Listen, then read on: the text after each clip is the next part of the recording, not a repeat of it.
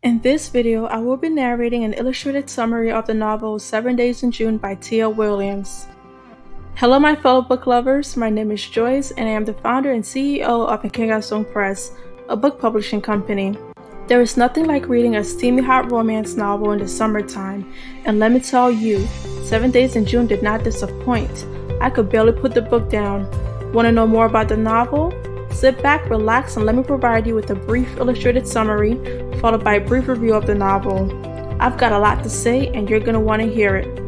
Okay, Larry, I'm comfortable now and ready to narrate. Get to drawing, please. 7 Days in June is about the love story of Genevieve Mercier, aka Eva Mercy, and Shane Hall. Since she was a child, Eva has suffered from a condition that results in her having throbbing migraines that leave her dependent on pain pills to be able to function. Now as an adult, she is determined to be the mother to Audrey that she never had, while continuing her writing career, which began when she published her first novel at the age of 19 while she was a student at Princeton. However, as the fifth series of her popular erotic fantasy fiction novel becomes due, Eva discovers that she has lost her drive in continuing the tragic romance of Sebastian and Gia, two characters in her novels. Then, Eva's life gets turned upside down one June evening when at a literary conference, she comes face to face with Shane, the man who stole her heart 15 years ago while they were both in high school. Like Eva, the troubled and reclusive Shane is a writer, an award-winning one at that, whose work centers around the life of a girl named 8. In high school, Shane and Eva bonded over their troubled childhoods. Eva's was tainted by her beautiful mother's dependency on men, even at the risk of Eva's safety. As for Shane, an unfortunate incident that happened while he was a young boy in foster care has continued to haunt his adulthood. Now united, they pick up their steamy hot romance where they left off all those years ago.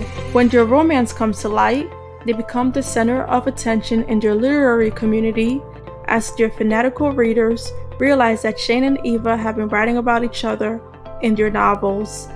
However, unresolved issues of the past surface, threatening to destroy their reignited love story. Will Shane and Eva be able to work through their issues? You have to read to find out, and boy oh boy, it was a good read. I told y'all I had a lot to say, so let's get into it. I don't know about you, but I love those heart-racing romance stories that pull you in and pull at your heartstrings. 7 Days in June did just that for me. I could not stop reading the novel. When I first started the novel, I wasn't sure what to expect, especially after that scene in the beginning when Eva chokes on the chewing gum. Oh my goodness, that was so hilarious. For me, the book started getting good when Shane arrived at the literary conference. All the sexual tension in the air was palpable. That's when I knew it was going to get good. Then, when we discovered that Eva and Shane had been writing about each other in their novels this whole time, I was hooked.